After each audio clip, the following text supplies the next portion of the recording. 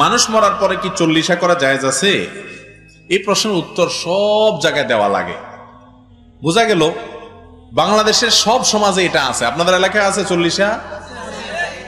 আরে ভাই, তাহলে তো সে পুরা ওয়াজ আবার করতে হবে নতুন করে। সংক্ষেপে বলি, তারপরেও মানুষ মারা যাওয়ার পরে যার আত্মীয় স্বজন মারা যায় তাদেরকে এলাকাবাসী খাওয়াইতে হয় সুন্নাত।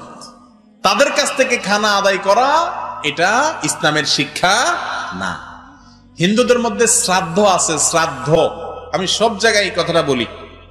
আপনি গুগলে গিয়ে লেখেন শ্রাদ্ধ, তালিব বছর অপলা আকার দর পরে বড় ধ লেখা দেন, সার দিলে দেখবেন শ্রাদ্ধ মানে কি। শ্রাদ্ধ হলো হিন্দুদের মানুষ মারা যাওয়ার পরের খানা। সেই জিনিসটা আমাদের মুসলমানদের মধ্যে আসছে। কেউ মারা গেলে যদি তার ছেলে মেয়েরা এলাকাবাসীর না খাওয়ায়, আমরা অনেকে বলি কি মানুষটা মারা গেল, কি ছেলে মেয়ে রেখে গেল, একটু কারোর হাতও ধোয়াইলো না, এরকম বলে কি বলে না? আমি বলি যে কত বড় ছোট লোক, তোমার হাত ধোয়ার জন্য পুকুরের টান পড়ছে, পানির তল পড়ছে, ওই বেটা তোমার হাত ধোয়া দিতে হবে? আসলে তো হাত ধোয়াটা উদ্দেশ্য হলো ধান্দা হলো খাওন। আরে ভাই, মানুষ খুশিতে খাওয়ায়, খুশিতে খাওয়ায়। বিয়ে করছে, নতুন বউ আসছে, অলিমা খাওয়ায়। ছেলে হয়েছে, আকিকা খাওয়ায়, ঠিক না?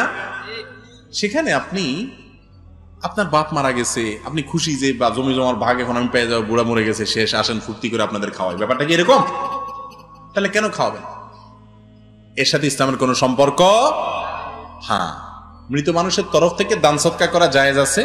সেই হিসাবে আপনি গরিব দুঃখীকে খানা দিলেন, সেটা দিতে পারেন। কিন্তু এটার জন্য এক নম্বর কথা হলো, কোনো দিন ঠিক হবে না। 40 3 দিনের 7 দিনা, এই দিনের কোনো ফজিলত হাদিসে আসে নাই। আপনি মন গড়া যদি বানান, তার নাম বেদাত। 2 নম্বর নকল আমল, এটা করলে গুনাহ হবে। আরো কথা কি বুঝাতে পারছি?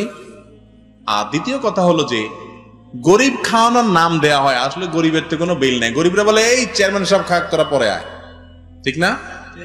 এলাকার সব মেয়েরা এসে একটা ফুর্তি ফাটতার অনুষ্ঠান সামিয়ানা টাঙ্গায়, এগুলো জায়েজ নাই। এগুলো হিন্দু থেকে আসছে আমাদের মধ্যে।